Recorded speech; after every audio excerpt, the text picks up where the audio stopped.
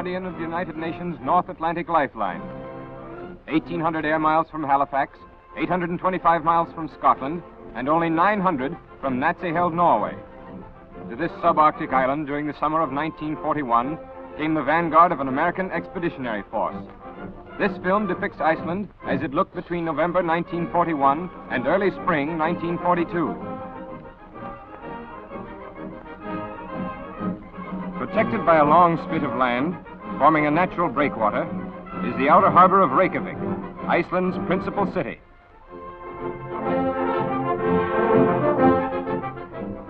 The airport,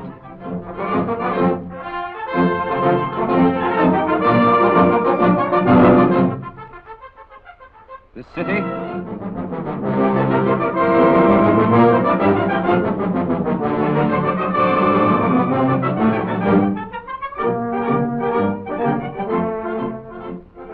the outer and inner harbors.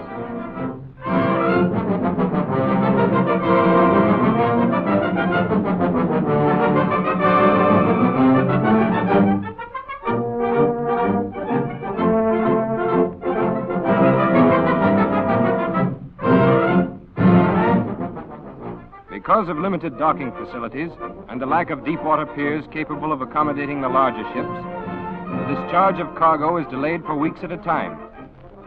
In many cases, ships are compelled to wait in the outer harbor as long as 7 weeks, and in some instances are ordered home fully laden.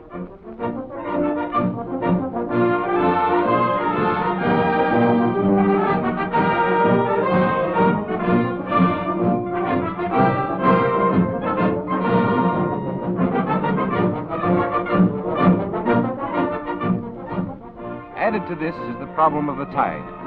During low tide, deep draft merchantmen like the Delta are obliged to leave the pier and await the return of high water. Many others are unloaded by tank lighters.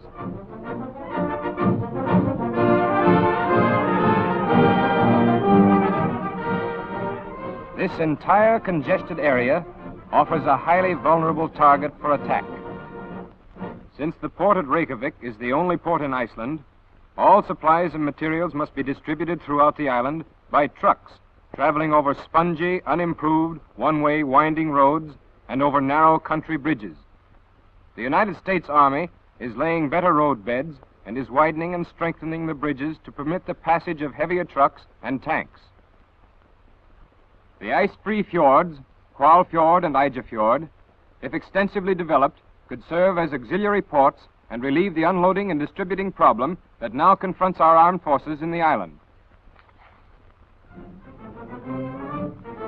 The Naval Air Station in Skirifjord, showing the bomber squadron.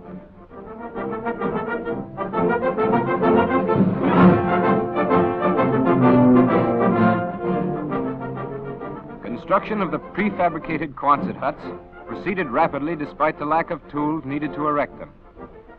Sections of tongue and groove wood flooring form the foundation upon which a framework of curved angle irons are set. The framework is then covered by, first, sheets of compressed fiberboard, second, a layer of rock wool to provide insulation, and third, by corrugated sheet metal. The doors and windows are interchangeable. All roads to the air station like this one were built by manual labor. The swampy topsoil was scraped away, a bed of rock laid down, and a layer of coarse volcanic gravel, followed by a layer of fine gravel, resulted in a fairly good road. While the construction of quarters was underway, the members of the bomber squadron, when not on patrol, dug and built 10 sandbag-protected gun emplacements. The guns, 50-millimeter anti-aircraft pieces, were part of the bomber patrol's reserve equipment.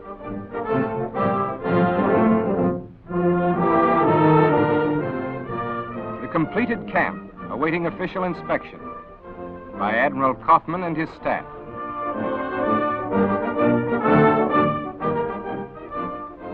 Warm, well-lighted, and comfortable.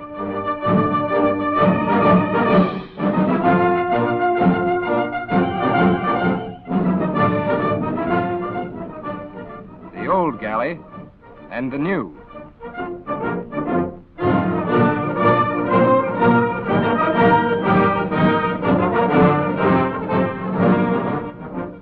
The Joining the Naval Air Station in Skerryfjord is a small, courageous unit of Norwegian flyers. Flying British-supplied American-built Northrops, these heroic men, in fair weather or foul, managed to maintain a daily patrol. One 17-year-old lad is credited with sinking 3 Nazi submarines. For protection against storms or air attack, the flyers have cut out revetments in the shore bank. Planes are moved to and from the water by a homemade wheeling device fastened to the pontoons. On shore, this is fairly simple. In the icy waters, a grueling task.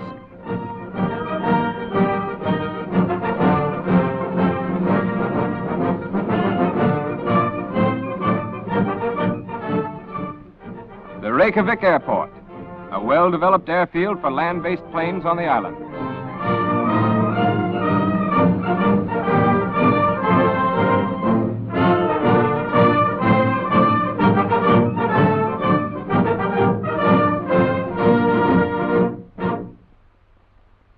In this camouflaged hangar, all planes are serviced and maintained.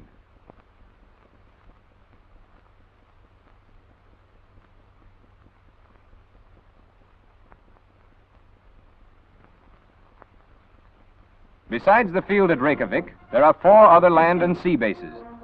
At Caldardanes, a 2-way, well-improved field capable of repairing and supplying all planes. At Hornafjord, a 2-way land plane field with no supplies. At Budereri, an ice-free seaplane base with limited supplies. At Akureyri, an ice-free seaplane and land plane base. Thingvallavatn is a volcanic lake, ice-free and fog-free, which in an emergency can serve as a landing base for seaplanes. Plans call for a field to be developed at Keflavik and in other suitable areas throughout the island. But the principal burden of patrol rests on the Navy's PBYs, moored in Skerryfjord.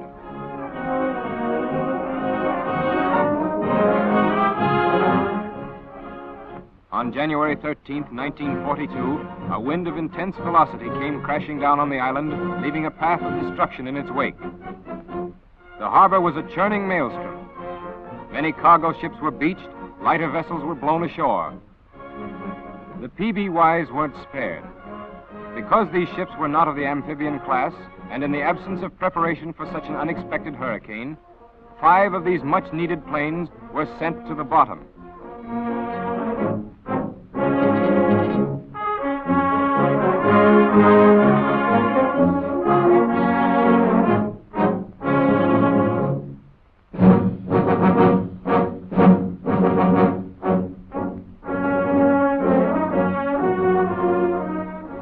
The blow abated.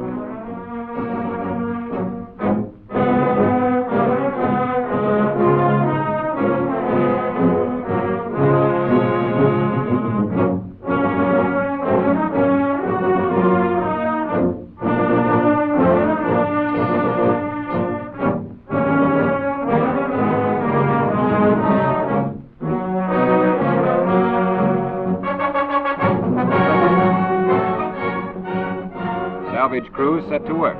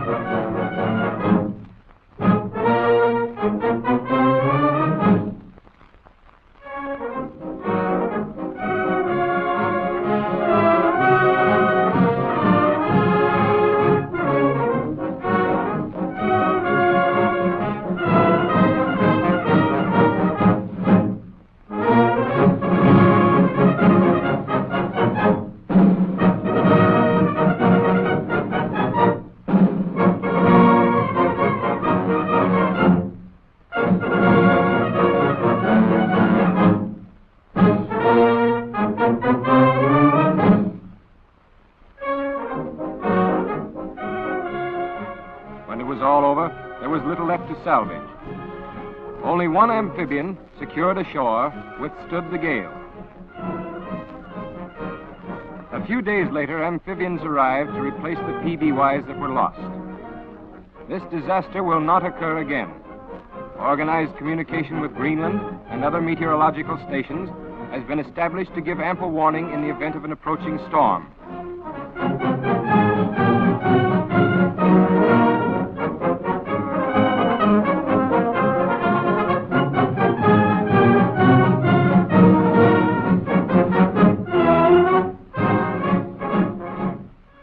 Fjord, a sheltered retreat for all men of war of the Allied nations.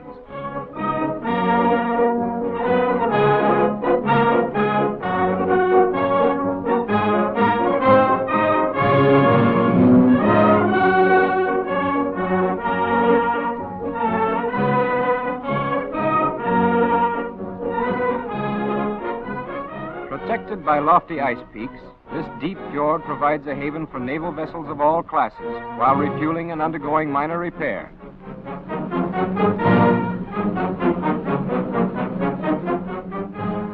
The submarine and torpedo nets guard the entrance to the narrow mouth of the fjord. There is considerable controversy among authorities as to the wisdom of concentrating many warships here. It is argued that apart from being an easy target, it would be a difficult place to evacuate in an emergency. The USS Kearney, after being torpedoed, made for Kvalfjord and was patched up by the Navy's Vulcan before returning to a Boston dry dock.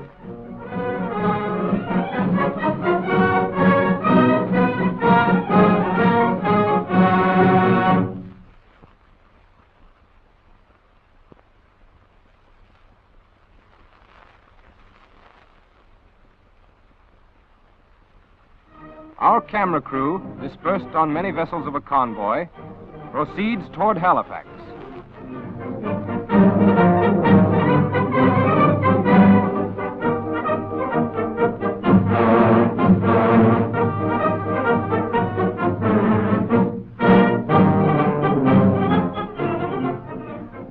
A PBY patrol plane operating from Iceland warns that an enemy submarine has been sighted in the vicinity.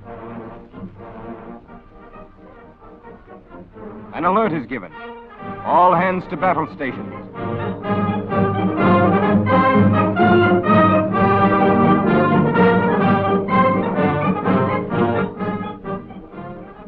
From aboard a cruiser, scouting planes are catapulted into the air.